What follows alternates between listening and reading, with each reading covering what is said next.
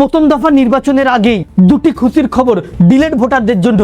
যদি আপনাদের কারো ভোটার লিস্ট থেকে নাম ডিলেট হয়ে যায় বা বাতিল হয়ে যায় তাহলে জানা আপনার জন্য অত্যন্ত জরুরি। অতি স্বল্পক্ষণের ভিডিও, মোটো স্কিপ না করে শেষ পর্যন্ত দেখবেন। আলোচনা শুরু করার পূর্বে আপনাদের কাছে একটা রিকোয়েস্ট, ভিডিওটিকে অবশ্যই একটি লাইক করে জনস্বার্থে প্রচুর শেয়ার করবেন, কারণ আপনার একটা শেয়ার দ্বারা অন্য একজন ডিলেট ভোটারের জানতে বুঝতে অনেকটাই সুবিধা হবে। চলুন দেখে নেওয়া যাক বিস্তারিত। তো ফ্রেন্ডস, এই মুহূর্তে গোটা রাজ্য জুড়ে সব থেকে বেশি ভয়ে রয়েছে বা আতঙ্কে রয়েছে ডিলেট ভোটাররা, যাদের ভোটার লিস্টে নাম ওঠেনি বা যাদের নাম ছিল পূর্বে এখন নাম কেটে গিয়েছে। এবারে ওই সকল আতঙ্কিত এবং যারা ভয় করে রয়েছে, যারা ভয়ে আছেন এমন সকল ডিলেট ভোটার বা যাদের আন্ডার অ্যাডজুডিকশন ছিল, এই সকল ভোটারদের জন্য রয়েছে দুটি খুশির খবর। প্রথম দফা নির্বাচনের আগেই ইতিপূর্বে সুপ্রিম কোর্টের তরফ থেকে জানানো হয়েছে যদি কারোর ট্রাইব্যুনালে ছাড়পত্র পাওয়া যায় তাহলে তারা ভোট দিতে পারবে। অন্যদিকে এখনো পর্যন্ত ট্রাইব্যুনালে কোনো রকম কিছুই আসেনি বা ট্রাইব্যুনাল যে কাজের মতিগতি কাজ না হওয়ার পিছনে রয়েছে একাধিক কারণ।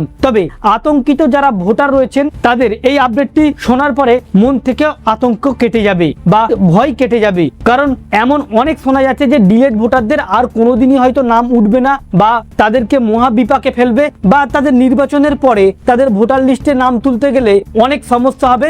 যেহেতু বিহারে যাদের নাম কেটে গিয়েছে এখনো এমন অনেক ব্যক্তি যাদের লিস্টে নাম ওঠেনি, সেদিকে লক্ষ্য রেখে পশ্চিমবঙ্গের মানুষও অনেক আতঙ্কিত হচ্ছে বা এমন অনেক গুজব ছড়াচ্ছে যে যাদের নাম কেটে গিয়েছে তাদের দেশ থেকে বের করে দেওয়া হবে বা তাদের ব্যাংক অ্যাকাউন্ট থেকে শুরু করে সমস্ত রকম কিছু বন্ধ করে দেওয়া হবে, প্রকল্প যোজনার টাকা। তবে এ বিষয়ে ডিলেট ভোটারদের জন্য পরিষ্কার জানিয়ে দেওয়া হচ্ছে, এবার থেকে পরিষ্কার জানিয়ে দেওয়া হচ্ছে যে ডিলেট ভোটারদের বিনা নোটিশে তাদের ভোটার লিস্ট থেকে নাম বাদ দেওয়া যাবে না। অর্থাৎ সেই সকল ভোটার যাদের বর্তমানে ডিলিট করা হয়েছে, যাদের ভোটার লিস্টের নাম আসেনি, তাদের উপযুক্ত কারণ দেখাতে হবে, কোন কারণে কিসের জন্য তাদের ভোটার লিস্ট থেকে নাম বাদ দেওয়া হয়েছে। তার আগে কিন্তু ট্রাইব্যুনালে একটা হিয়ারিং হবার সম্ভাবনা রয়েছে, যে হিয়ারিং এ আপনাকে ডাকা হবে, আপনার পিতা মাতার লিঙ্ক অথবা 2002 এর সঙ্গে যাদের লিঙ্ক রয়েছে, আপনি প্রকৃতপক্ষে এই দেশেরই নাগরিক কিনা বা আপনার পূর্বপুরুষ এই দেশেরই নাগরিক কিনা, তাদের কোনো একটি ডকুমেন্ট সেগুলো দিয়ে আপনার থেকে যাচাই করাবে আপনি প্রকৃতপক্ষে এই দেশের নাগরিক কিনা,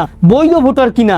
এরপরে সেখানেও যদি কোনো রকম সঠিক তথ্য না পেয়ে থাকে বা আপনি যদি প্রমাণ করতে না পেরে থাকেন, তখন আপনাকে পরিষ্কার নোটিশ দিয়ে আপনার নাম ভোটার তালিকা থেকে কাটবে। পরিষ্কার জানানো হচ্ছে যে কারণ জানাতে হবে এবং পুনরায় যাচাই করা হবে, অর্থাৎ তাদেরকে আবার ডাকা হবে এবং তাদের সমস্ত ডকুমেন্ট যাচাই করা হবে, আর প্রমাণ যদি দিয়ে দিতে পারেন তাহলে আবার আপনার ভোটার লিস্টে নাম চলে আসবে। অর্থাৎ ডিলেট ভোটারদের কোনো রকম আর আতঙ্কিত হবার দরকার নেই, কারণ অত সহজ প্রক্রিয়া নয় যে আপনাকে সরাসরি ভোটার লিস্ট থেকে নাম বাদ দিয়ে দেওয়া মানে নাগরিকত্ব আপনার যাবে বা আপনার সমস্ত রকম প্রকল্প যোজনা বন্ধ করে দেওয়া হবে। এটা একদম সহজ নয়, এই কথাগুলো সম্পূর্ণ গুজব। বরং এই মুহূর্তে আপনি যেটা করতে পারেন, আপনার কোন কারণে ডিলেট হয়েছে সেটি খতিয়ে দেখে আপনি উপযুক্ত নথিগুলো বা আপনার যে নথিপত্র রয়েছে সেগুলো জোগাড় করুন, কারণ হিয়ারিং এলে আপনি ওই কাগজগুলো দেখাতে পারবেন। তো ফ্রেন্ডস, এই ছিল মূলত ডিলেট ভোটারদের জন্য বিশেষ একটি আপডেট। আমাদের উদ্দেশ্য ছিল এই আপডেটটি আপনাদের সামনে উপস্থাপন করা, যাতে আপনাদের জানতে সুবিধা হয়ে থাকে। ভালো লেগে থাকলে ভিডিওটিকে অবশ্যই লাইক করে শেয়ার করবেন। Thank you friends, thank you for watching.